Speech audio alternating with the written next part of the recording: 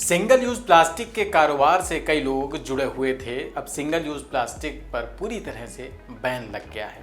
इसके बाद अब आपके पास क्या विकल्प हो सकते हैं, कैसे आप अपने कारोबार को बढ़ाकर कमाई भी बढ़ा सकते हैं। इस वीडियो में हम जिक्र करेंगे एक ऐसे बिजनेस आइडिया का जिसमें सरकार भी आपकी मदद करेगी। आपका बिजनेस शुरू करने के लिए आपको लागत भी कम लगेगी और सबसे बड़ी बात कि उस प्रोडक्ट की डिमांड भी बढ़ना अब तय है। नमस्कार, मैं हूं गौरव मिश्रा, आप देख रहे हैं न्यूज़ रूम पोस्ट। अगर आपके पास ज़्यादा पूंजी नहीं है और सिंगल यूज़ प्लास्टिक पर बैन के बाद अपने बिजनेस को शुरू करना चाहते हैं तो इस वक्त आप कुल्हड़ का बिजनेस शुरू कर सकते हैं।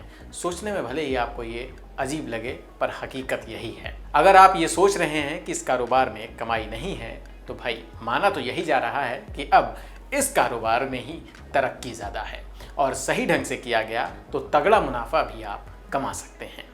देश में चाय लस्सी का कारोबार हर जगह देखने को मिलता है। सिंगल यूज प्लास्टिक के कारोबार पर बैन होने की वजह से अब चाय लस्सी या अन्य पेय पदार्थ के लिए विकल्प के तौर पर कुल्हड़ की ही सबसे बड़ी डिमांड होने वाली है, ऐसा माना जा रहा है। सिर्फ चाय, दूध और लस्सी बनाने वाले ही आपके क्लाइंट नहीं होंगे, बल्कि पारिवारिक समारोह जैसे जन्मदिन, शादी, मुंडन, भागवत, भंडारा जैसे कार्यक्रमों में भी कुल्हड़ की डिमांड बढ़ने वाली है। मौसम चाहे सर्दी का हो या गर्मी का, कोई फर्क नहीं पड़ता, कुल्हड़ की मांग हमेशा बनी रहती है। अब आपके मन में सवाल होगा कि एक दिन में कितना प्रॉफिट होगा और कितनी लागत होगी। आइए इसे भी समझते चलें। कुल्हड़ के बिजनेस को शुरू करने के लिए सबसे अच्छी बात यही है कि आपको ज़्यादा लागत नहीं लगानी पड़ेगी। कम से कम निवेश की बात करें तो 15 से 20 हज़ार रुपये के बीच में आप निवेश करके कुल्हड़ के बिजनेस को शुरू कर सकते हैं।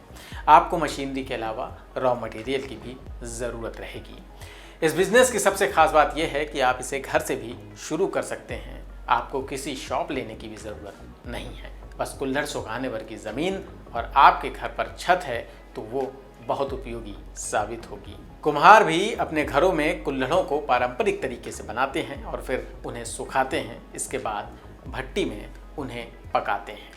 कुम्हारों के लिए सरकार की तरफ से एक योजना भी चल रही है। केंद्र सरकार कुम्हारों के लिए कुम्हार अधिकारिता योजना चला रही है। इस योजना के तहत सरकार बिजली से चलने वाली चाक उपलब्ध कराती है। यही नहीं, सरकार इस बात पर भी ध्यान दे रही है कि इस कारोबार से जो लोग जुड़े हैं उनके उस प्रोडक्ट की कीमत का मूल्य उचित रहे ताकि कारोबारी को नुकसान ना हो।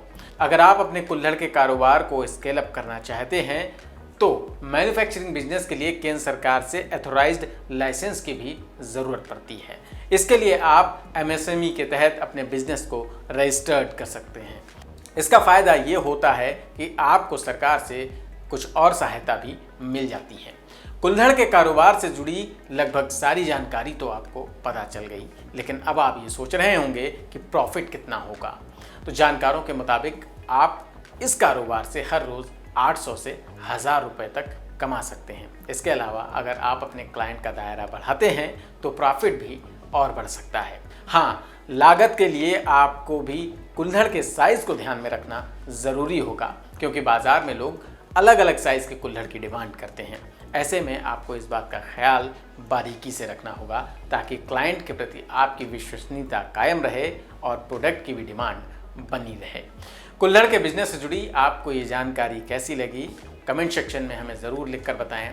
चैनल को सब्सक्राइब कर लें। फिर मिलेंगे किसी नए बिजनेस आइडियाज़ के साथ। नमस्कार।